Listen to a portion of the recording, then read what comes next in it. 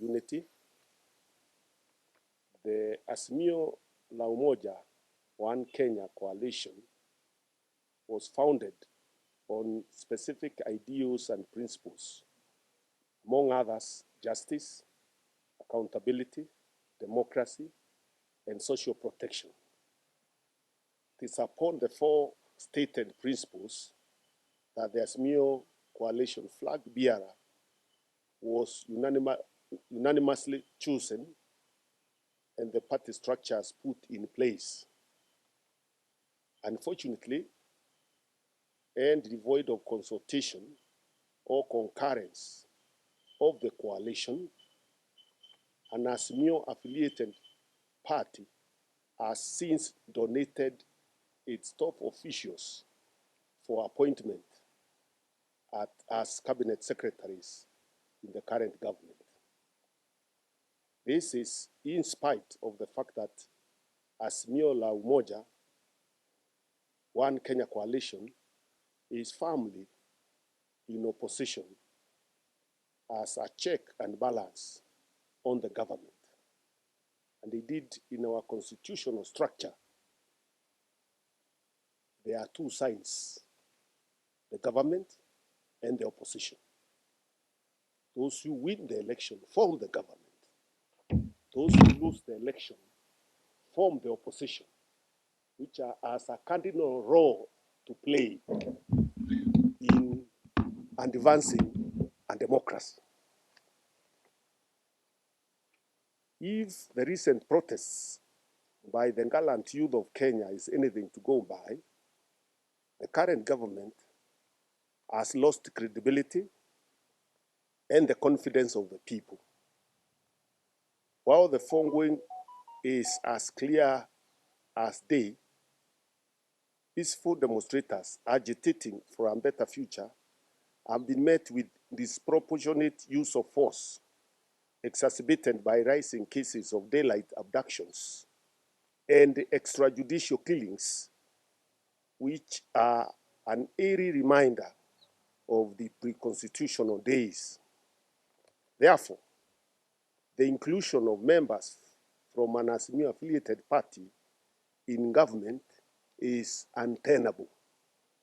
Neither can the same be considered a government of national unity. As a matter of fact, all indicators point to a government united against the people, who continue to anchor for change, reduced cost of living, better living standards, rule of law, and justice. It is against this backdrop that we as PNU cannot, in good conscience, follow our brothers from a section of the Azimio coalition into the government. That would go against the party ideals upon which our party was founded. Our support for the ongoing protests, dubbed Gen Z protests, was never about and just for positions. Neither was it about sharing of power among a few of us. We therefore choose to err on the side of accountability, on the side of the Constitution of Kenya, and the principles that bid us as a democratic nation. Anchored upon the foregoing, the Party of National Unity, as a constituent party of Azimio coalition, at a special NEC meeting held today, resolved as follows. One, that the Party of National Unity hereby gives notice to the chairperson of the Azimio la Umoja One Kenya Coalition Party to immediately convene a meeting of all Azimio constituent parties where an inclusive resolution should be reached on the way forward for the coalition. Because the current situation where we have members of Azimio in government and others in opposition is untenable. And therefore, a formal meeting, convened very urgently to discuss the current status of the coalition and decide on our way forward is the only way to resolve the issues that are currently bedeviling this coalition. Number two, that the Party of National Unity rejects any attempts at having a national conversation devoid of a legal framework. The same is a waste of time meant to outdo Kenyans and buy more time for the current regime. Number three, that the Party of National Unity stands for a strong and formidable opposition which is capable of checking government from without government and devoid of conflict of interest for the benefit of the people of Kenya. Number four, that any purported national conversation must be anchored in law and be preceded by the immediate release of all detained political prisoners. Indeed, we call them Gen Z who have been arrested and detained by political prisoners, for that is what they are. And the protesters. Compensation to the families of those who lost their lives and compensation to those who lost property. Number five, that the PNU demands for justice for all those who were maimed and killed by the police while exercising their constitutional right to picket, demonstrate, and protest. Number six, that the constitutional rights are not negotiable and all Kenyan citizens with the will to continue protesting should feel free to do so. In this regard, we fully support the Nane planned protests. And we warn the police and whoever else may want to cause mayhem to desist from doing so. We have not suspended the constitutionally guaranteed rights of our citizens. And the fact that somebody feels that they have been able to move ahead by incorporating opposition into government is neither here nor there. We continue safeguarding our constitutional rights as guaranteed in the Constitution.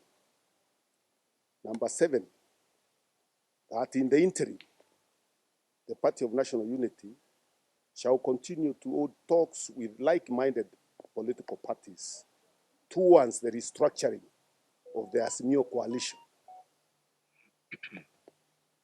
We are saying the Azimio coalition as currently constituted is untenable, and therefore we are already in discussions with other party members, including Jubilee and DAP and others, to see how to change the trajectory of that coalition. As currently constituted and the way the coalition is moving, it is taking us back to the dark days when we used to, whenever there is a problem, you would incorporate opposition in government, kill opposition, and then continue doing whatever you wanted to do. And it is important to make it clear that and our current constitutional setup, there is no way you can set a government of national unity. There is no animal like that in our constitution. If you read our constitution carefully and clearly, you will see there is no animal in the constitution called government of national unity. That is a creation of self-serving politicians who want to reap from the suffering of the Kenyan people. If you want to form a government that includes opposition, then you have got to amend the constitution to provide for that. People have forgotten, we are not in a parliamentary system. We are in a presidential system where government is clearly defined and opposition is clearly defined. And the opposition seats are actually in parliament. That's where we have minority leader, deputy minority leader, whips. We have them sharing critical positions in parliament. We don't have opposition in government. If you create an opposition in government, then you are going against the grain of our constitutional setup. You are creating a mumbo jumbo. That is not going to take us anywhere. And Kenyans are tired of this music,